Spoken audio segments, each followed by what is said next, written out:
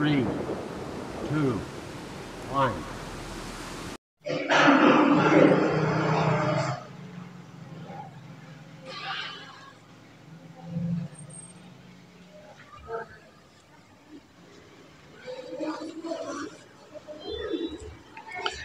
Bismillahirrahmanirrahim. Assalamualaikum warahmatullahi wabarakatuh. Innal hamdalillah nahmadu wa nasta'inu wa nastaghfiruh wa na'udzu billahi min syururi anfusina wa min sayyiati a'malina. May yahdihillahu fala mudhillalah wa may yudhlil fala hadiyalah. Asyhadu an la ilaha illallah wa asyhadu anna Muhammadan abduhu wa rasuluh. Allahumma salli wa sallim ala nabiyina Muhammadin wa ala alihi wa sahbihi wa barik wa sallim ajma'in, amma ba'du. Jamaah salat subuh rahimakumullah. Hari ini kita sudah memasuki tanggal 17 Agustus 2023, dan setiap tanggal 17 Agustus bangsa kita merayakan hari ulang tahun kemerdekaan Republik Indonesia yang sekarang kita peringati yang ke-78. Kita semua wajib bersyukur kepada Allah Subhanahu wa taala atas segala nikmat yang telah dianugerahkannya kepada kita bangsa Indonesia, di mana pada tanggal tersebut para pejuang kita berhasil meraih kemerdekaan dari segala bentuk pengorbanannya. Berjuang melawan penjajah merupakan keharusan, karena pada dasarnya hanya kepada Allah Subhanahu wa taala makhluk-makhluk yang diciptakan, terlebih kita manusia, menghambakan diri kita kepada Allah Subhanahu wa taala. Hal ini ditegaskan dalam surat Az-Zariyat ayat 56. Wa ma khalaqtul jinna wal insa illa liya'budun. Artinya, dan aku tidak menciptakan jin dan manusia melainkan supaya mereka beribadah kepadaku. Ayat tersebut menjadikan landasan teologis bahwa sebuah bangsa harus memiliki kemerdekaan. Tanpa kemerdekaan, manusia akan terus-menerus ditindas oleh manusia lain untuk mengabdi kepada kepentingan mereka demi mewujudkan ambisi dan keserakahan manusia-manusia tersebut. Hilangnya kemerdekaan manusia akibat penindasan dan penjajahan sesama manusia menjadikannya jauh dari melaksanakan perintah-perintah Allah Subhanahu wa taala. Justru karena itulah mereka berjuang dengan berperang melawan penjajah agar dapat memiliki kebebasan untuk senantiasa beribadah kepada Allah Subhanahu wa taala dan menjadi wajib hukumnya. Mereka yang gugur dalam perjuangan itu disebut para syuhada, dan oleh Allah disediakan surga sebagai tempat terakhir yang layak bagi mereka. Jamaah salat subuh rahimakumullah. Kalau kita kembali kepada sejarah Islam, kita akan tahu bahwa Rasulullah Shallallahu Alaihi Wasallam adalah seorang tokoh agung pejuang pembebasan dan kemerdekaan. Beliau telah membebaskan umat manusia dari segala bentuk penjajahan dan penghambaan kepada sesama manusia.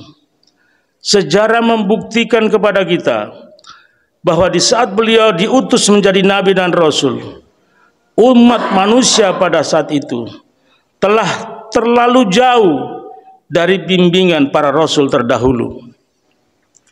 Mereka menjadi hamba bagi hawa nafsunya sendiri. Mereka sesat dalam mencari arah dan tujuan hidupnya, dan berlaku bodoh dalam memenuhi tuntutan kerohaniannya, sehingga menyembah patung yang dibuat sendiri dan berhala yang mereka buat sendiri itu Bahkan golongan yang kuat bertindak sewenang-wenang dengan merebut atau merampas hak-hak orang lain yang lemah. Golongan yang lemah terus tertindas dan terjajah. Kebodohan karena ketidaktahuan mana yang benar dan mana yang salah terus mencengkeram sehingga zaman itu dikenal dengan zaman jahiliyah. Oleh karena itu, diutuslah Rasulullah untuk memerdekakan masyarakat dari segala bentuk penjajahan, baik secara jasmani maupun rohani. Perjuangannya bermula di Mekah dan direalisasikan sepenuhnya dengan membentuk umat Islam di Madinah, yang kemudian kita kenal menjadi model masyarakat madani. Model dan strategis perjuangan beliau ini akhirnya menjadi acuan dalam membina sebuah negara yang merdeka dan berdaulat. Jamaah salat subuh rahimakumullah. Peringatan hari kemerdekaan menuntut kita untuk merenung sejenak apakah yang telah kita kerjakan dalam mengisi kemerdekaan ini. Tuntunan itu telah diabadikan dalam Al-Quran. Dalam surat At-Taubah ayat 105, Allah berfirman, wa qul i'malu fasayarallahu amalukum wa rasuluhu wal mu'minuna wa saturadduna ila alimil ghaibi wasyahada fayunabbiukum bima kuntum ta'malun. Artinya, dan katakanlah, bekerjalah kamu, maka sesungguhnya Allah dan Rasulnya serta orang-orang yang beriman akan melihat apa yang kamu kerjakan, dan kamu akan dikembalikan kepada Allah yang maha mengetahui perkara-perkara yang gaib dan yang nyata. Kemudian Dia menerangkan kepada kamu tentang apa-apa yang telah kamu kerjakan. Ayat tersebut menegaskan bahwa kita harus mengisi hidup ini dengan beramal dan bekerja, baik untuk kepentingan dunia maupun ukhrawi. Tidak ada alasan untuk mengabaikan kedua amal tersebut, karena Allah Subhanahu wa taala telah memberikan kita kemerdekaan. Dengan kemerdekaan itu kita memiliki kebebasan seluas-luasnya untuk beribadah kepada Allah Subhanahu wa taala, karena tujuan Allah Subhanahu wa taala menciptakan manusia di dunia ini tidak lain adalah agar kita semua senantiasa menyembah, beribadah kepadanya. Ibadah itu sangat luas yang memungkinkan seseorang mampu beribadah selama 24 jam. Bahkan tidur pun orang alim itu juga merupakan ibadah. Hal ini dimungkinkan ketika memaknai ibadah sebagai segala sesuatu yang dicintai dan diridhoi oleh Allah Subhanahu wa taala, baik berupa ucapan, perbuatan maupun sikap lahir maupun batin. Allah Subhanahu wa taala telah membuka pintu-pintu kebaikan. Rasulullah sallallahu alaihi wasallam telah menjelaskan kepada kita amal-amal kebaikan yang bisa mendekatkan diri kita kepada Allah. Bukankah Rasulullah telah bersabda dalam sebuah hadis yang diriwayatkan oleh Al-Hakim, innahu laisa min syai'in yuqarrabukum ilal jannah illa qad amartukum bihi wa laisa syai'un yuqarrabukum ilan nar illa qad nahaitukum anhu. Artinya, tidak satu pun amal yang bisa mendekatkan kalian ke surga melainkan aku memerintahkannya kepada kalian, dan tidak satu pun amal yang bisa mendekatkan kalian ke neraka melainkan aku telah melarang kalian darinya. Jamaah salat subuh rahimakumullah, kita patut bersyukur kepada Allah Subhanahu wa taala atas nikmat kemerdekaan yang telah dianugerahkan kepada kita sebagai rahmatnya. Dengan kemerdekaan itu kita bebas kemana saja untuk beribadah, bekerja, belajar, dan menjalani kehidupan yang aman dan damai.